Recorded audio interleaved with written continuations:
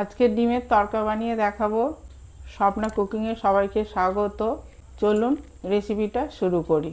শুকনো কড়াতে কড়াইটা ভেজে নিয়ে ধুয়ে দুটো সিটি মেরে রেখে দিয়েছি। ইন্ডাকশান জেলে কড়া বসিয়ে তেল দিয়ে দিলাম, দিয়ে দুটো ডিম ফাটিয়ে দিলাম।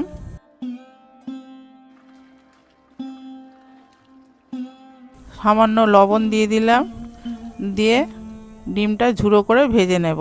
ডিম ভাজা হয়ে গেছে, কিছু গরম মশলা থেঁতো করে নিলাম। ওই কড়াতে তেল দিয়ে দিলাম, গোটা জিরে দিয়ে দিলাম, শুকনো লঙ্কা, এবার থেঁতো করা গরম মশলাটাও দিয়ে দিলাম। দিয়ে ওটা একটা সুগন্ধি আসবে, তারপরে কুচনো পেঁয়াজটা দিয়ে দেব। এবার পেঁয়াজটা ভাজতে থাকবো। কিছু ভাজা পেঁয়াজ তুলে রাখবো, ওটা লাস্টে দেওয়ার জন্য। এবার কুচনো রসুনগুলো দিয়ে দিলাম, দিয়ে আবারও ভালো করে ভাজতে থাকবো। এবার গ্রেট করা আদা দিয়ে দিলাম, ওটাও ভালো করে ভাজতে থাকবো। কুচনো লঙ্কাও দিয়ে দিলাম, ওটাও ভাজতে থাকবো। আর কেটে রাখা টমেটো, ওটাও দিয়ে দিলাম। এবার ভালো করে ভাজতে থাকবো। সামান্য লবণ দিলাম যাতে টমেটোটা ভালো করে সিদ্ধ হয়ে যায়। এবার বেটে রাখা মশলা, এই মশলার মধ্যে অনেক কিছুই আছে, জিরে, ধনে, মরিচ, মগজদানা, পোস্ত, মেথি, জোয়ান, সব কিছুই দেওয়া আছে।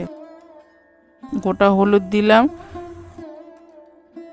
শুকনো লঙ্কার গুঁড়ো দিলাম, 1 চামচ কাশ্মীরি লঙ্কা দিয়ে দিলাম। দিয়ে ওটা ভালো করে নাড়তে থাকবো। কিছু কসুরি মেথি হাতে মুছকে দিয়ে দেব। ভালো করে নেড়ে চেড়ে সিদ্ধ করা কড়াইটা ঢেলে দেব। দিয়ে আবারও ভালো করে নাড়তে থাকবো। এবার উপর থেকে গরম জল ঢেলে দেব।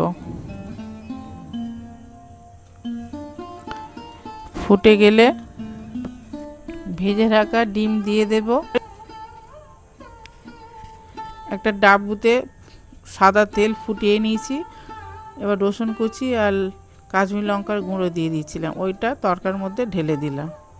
উপর থেকে ধনেপাতা দিয়ে দিলাম, আর ঘি দিয়ে দিলাম, আর কটা কাঁচা লঙ্কা দিয়ে দিলাম, আর ভেজে রাখা পেঁয়াজ ছিল সেটাও দিয়ে দিলাম। চাপা দিয়ে রেখে দিলাম। কিছুক্ষণ চাপা দিয়ে রেখেছিলাম, ডিম তরকা রেডি হয়ে গেছে। ডিমের তরকা বানানো হয়ে গেছে। আমি আমার মতন করে বানিয়েছি, আপনারাও বানিয়ে খাবেন। রেসিপিটা যদি ভালো লাগে একটা লাইক, কমেন্ট, শেয়ার করে দেবেন।